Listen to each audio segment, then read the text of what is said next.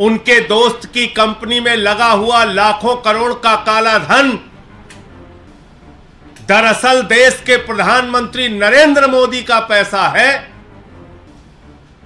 उसी दिन मैंने अरविंद जी से कह दिया था, अरविंद जी अगला नंबर अब आपका होगा।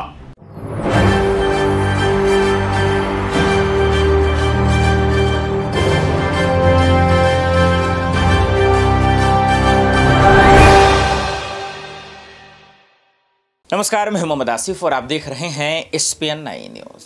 SPN 9 न्यूज़ में अब वक्त है समझने का कि किस तरीके से ED CBI का खेल हमारा आप देख रहे हैं।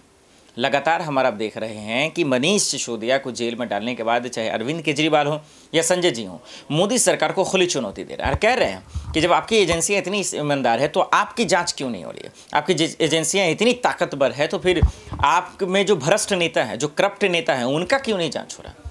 देखिए, ये सवाल लाजमी है जो वो उठा रहे हैं। चलिए बारीक से समझाते हैं कि किस तरीके से कोर्ट से आज उनको रिहाई नहीं मिल रहा, मनीष सिसोदिया बाहर नहीं निकल पा रहे हैं और किस तरीके से मोदी सरकार उनकी तारीफ करते नजर आ रहे हैं। यानी ED और CBI की ये रिपोर्ट्स देखे।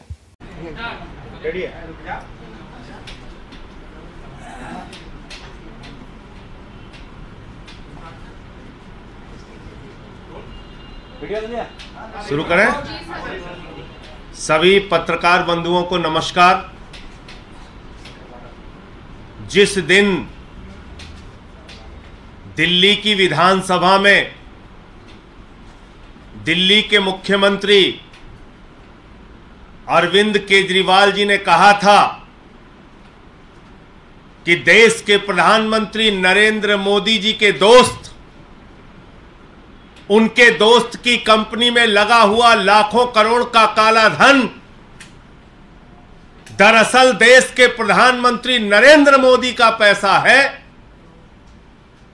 उसी दिन मैंने अरविंद जी से कह दिया था, अरविंद जी अगला नंबर अब आपका होगा।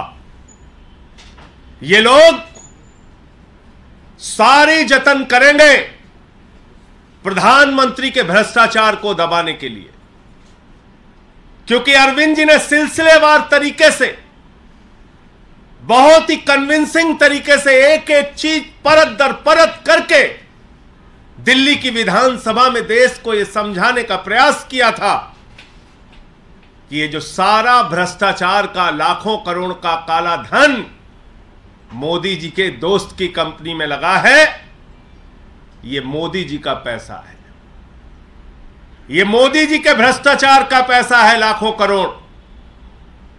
और उसी दिन से दिल्ली के मुख्यमंत्री के खिलाफ, अरविंद जी के खिलाफ मोदी जी ने यह साजिश रचना शुरू कर दिया और आज CBI का सम्मन आ गया। केजरीवाल को CBI का सम्मन भेज रहे हैं। मैं आपको बताना चाहता हूं प्रधानमंत्री जी, आपकी सरकार और आप सर से लेकर पांव तक भ्रष्टाचार में डूबे हुए हैं और अरविंद केजरीवाल जी की लड़ाई ये CBI का सम्मन भेजने से रुकेगी नहीं। देश के सामने आपके काले कारनामों को उजागर करने का काम अरविंद जी ने जिसकी शुरुआत दिल्ली की विधानसभा से की है, वो जारी रहेगी, रुकेगी नहीं। पूरे देश में वो अभियान जारी रहेगा।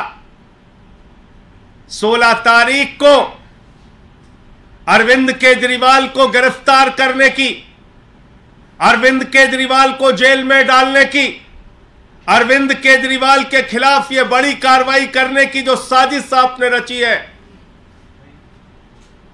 इस साजिश से, इस कार्रवाई से, इस अभियान से अरविंद केजरीवाल की आवाज रुकने वाली नहीं है। यह देश के एक एक घर में आवाज पहुंचेगी, यह देश के एक एक गांव में आवाज पहुंचेगी, एक एक गली मोहल्ले में आवाज पहुंचेगी कि आपने लाखों करोड़ रुपए का काला धन अपने दोस्त की कंपनी में लगाया है और मिलकर भ्रष्टाचार किया है। इसलिए यह आम आदमी पार्टी है, यह अरविंद केजरीवाल है, जिस अरविंद केजरीवाल ने पूरे देश को एक शिक्षा का मॉडल दिया, स्वास्थ्य का मॉडल दिया, बिजली पानी का मॉडल दिया, दिल्ली की जनता के लिए दिन रात परिश्रम किया, काम किया, देश के लोगों के लिए अपने इनकम टैक्स के कमिश्नर की नौकरी को लात मार के देश और समाज की सेवा करने का संकल्प लेके आगे बढ़े, वो अरविंद केजरीवाल है जिन्होंने 13 दिन का अनशन रख के भ्रष्टाचार के खिलाफ लड़ाई लड़ने का काम किया। तो आपकी इस एक नोटिस से अरविंद केजरीवाल की लड़ाई, भ्रष्टाचार के खिलाफ उनकी मुहिम रुकने वाली नहीं है। आपके दोस्त के साथ मिलकर जो आपने लाखों करोड़ का घोटाला किया है, उस घोटाले की कहानी तो अब पूरे देश को बताना जरूरी है। देश के हर गांव, हर घर, हर मोहल्ले में पहुंचाना जरूरी है। तो मैं सिर्फ यही कहना चाह रहा हूं कि ये जो एक प्रयास किया गया दिल्ली की विधानसभा में अरविंद केजरीवाल जी के भाषण के बाद यह नोटिस से धमकाने का जो प्रयास किया गया है, यह गिरफ्तारी की जो साजिश रची गई है, इससे ना अरविंद केजरीवाल, ना आम आदमी पार्टी, ना आम आदमी पार्टी का एक भी नेता, ना एक भी कार्यकर्ता न झुकने वाले हैं, न डरने वाले हैं। केजरीवाल जी पहले भी आपसे लड़ते रहे हैं, आगे भी लड़ते रहेंगे। आपके कोई प्रश्न हो आप पूछ सकते हैं। ये तमाम लड़ाइयां, ये संघर्ष, केजरीवाल के ऊपर तो बहुत सारी मुसीबतें आई, समय समय पे आई, बहुत कार्रवाइयां हुई इनके खिलाफ। कभी सीबीआई का छापा दफ्तर पे मार दिया, कभी मंत्रियों को गिरफ्तार किया, कभी विधायकों को गिरफ्तार किया।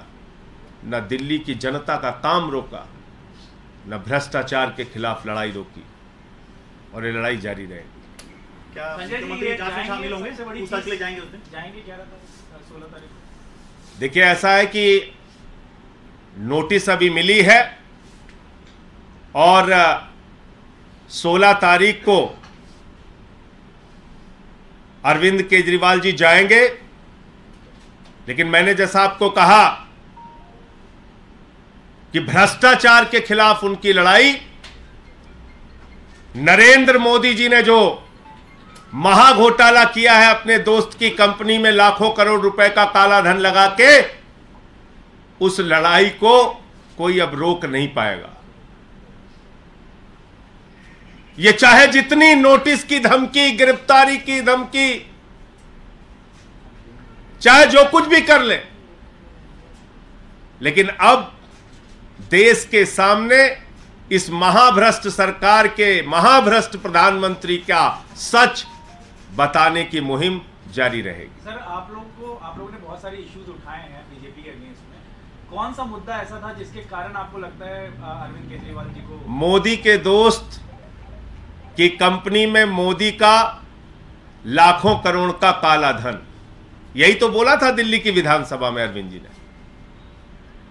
और उसी दिन मैंने कह दिया था, अरविंद जी, ये आपने जो सच उजागर किया है, ये सच बर्दाश्त नहीं कर पाएंगे प्रधानमंत्री जी।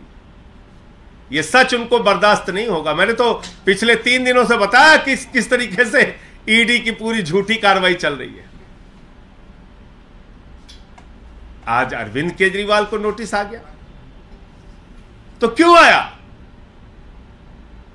क्योंकि बहुत सारी चीजें परत दर परत करके उन्होंने विधानसभा में जो भाषण दिया था, उसमें समझाया था, बताया था कि सारा का सारा काला धन नरेंद्र मोदी का पैसा है, नरेंद्र मोदी का।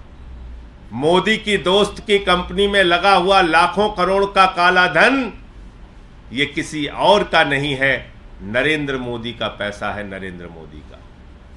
अपनी राजनीतिक सत्ता को बचाए रखने के लिए अपनी आर्थिक सत्ता भी नरेंद्र मोदी जी ने खड़ी की है। तो यही मामला है, और क्या मामला है?